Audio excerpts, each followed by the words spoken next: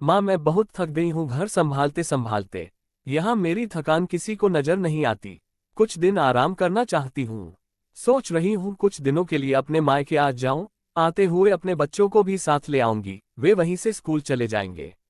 आखिर एक ही शहर में ससुराल और मायका होने का कुछ तो फायदा मिले। निधि ने फोन पर अपनी माँ से कहा। मोहनी जी ने दूसरी तरफ से कहा, हाँ बेटा जब तेरी इच्छा हो आ जाना, आखिर ये तेरा भी तो घर है। ठीक है माँ, तो मैं कल ही आ जाऊंगी, निधि खुश हो बोली।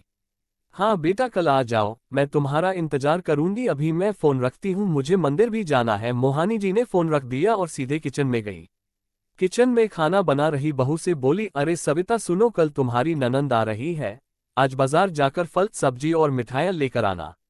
बेचारी मेरी बेटी ससुराल में नौकरों की तरह काम करती है और उस पर कोई ध्यान ही नहीं देता।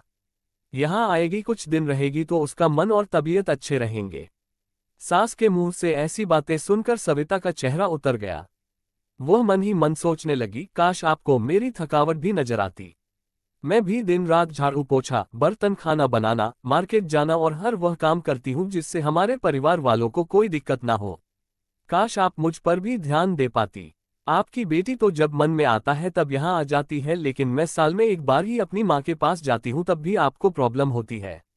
मैं भी इंसान हूँ, मेरा भी मन है, मुझे भी लगता है अपने माँ के पास जाकर थोड़ा आराम करूँ, सुख दुख की दो चार बातें करूँ, अपना मन हल्का करूँ। भगवान अब तुम ही कुछ करो ताकि मेरी सास की आंखें खुले और उसे मेरी थकावट भी नजर आए। शाम तक भगवान ने जैसे सविता की सुन ली और उसकी ननंद का फोन आया। ननंद ने अपनी माँ से कहा कि उसकी सास ने उसे मायके आने के लिए मना कर दिया है, इसलिए इस बार वो नहीं आ सकती। मोहिनी जी बोली, ऐसे कैसे मना कर दिया? पहले तो कभी वह तुम्हें आने के लिए नहीं रोकती थी, इस बार भला क्या हो गया? लाओ मेरी बात कराओ उसने, मैं समझती हूँ। निधि ने फोन अपनी सास के पास रख दिया। मोहनी जी ने कहा, नमस्कार समधन जी, आपसे कुछ कहना था। समधन जी ने कहा, कहिए। दरअसल निधि कल त्योहार है, इसलिए अपने मायके आना चाहती है, अगर आप उसे भेज दे तो अच्छा रहेगा। निधि की सास ने कहा, देखिए समधन जी, आपकी बेटी मायके जाकर रहे, इस बात के लिए हमने उसे कभी नहीं रोका और इस बात से हमें कोई प्रॉब्लम है भी नहीं। कुछ दिनों पहले मैं अपने रिश्तेदार की शादी में गई थी, वहां आपकी बहू सविता की माताजी से मिलने का मौका मिला। उनसे गपशप करने के दौरान उनकी बातों से पता चला कि सविता को 2 साल में एक ही बार अपने मायके जाने को मिलता है और वह भी बहुत कम समय के लिए। मुझे लगता है आपको पहले सविता को उसके मायके भेज देना चाहिए और वह जब मायके होकर आ जाएगी तो मैं निधि को आपके पास भेज दूंगी। एक बहुत जरूरी बात जो मुझे लगता है आपको समझ लेनी चाहिए कि आपको अपनी बहू को भी बेटी की तरह या बेटी से भी ज्यादा प्यार देना चाहिए। उसे भी मायके जाने की इच्छा होती होगी। हो सकता है सविता के वहां आने से उसकी आवभगत करने के लिए आप उसे उसके मायके नहीं भेजती होंगी, या फिर वह आपसे कुछ कहने से अभी डरती हो। अगर आप उसको घर में ही कैद रखेगी तो एक दिन ऐसा आएगा जब वह आपके खिलाफ बोलने लगेगी। फिर वह आपकी सुनेगी भी नहीं और जब चाहे तब अपने मायके जाएगी।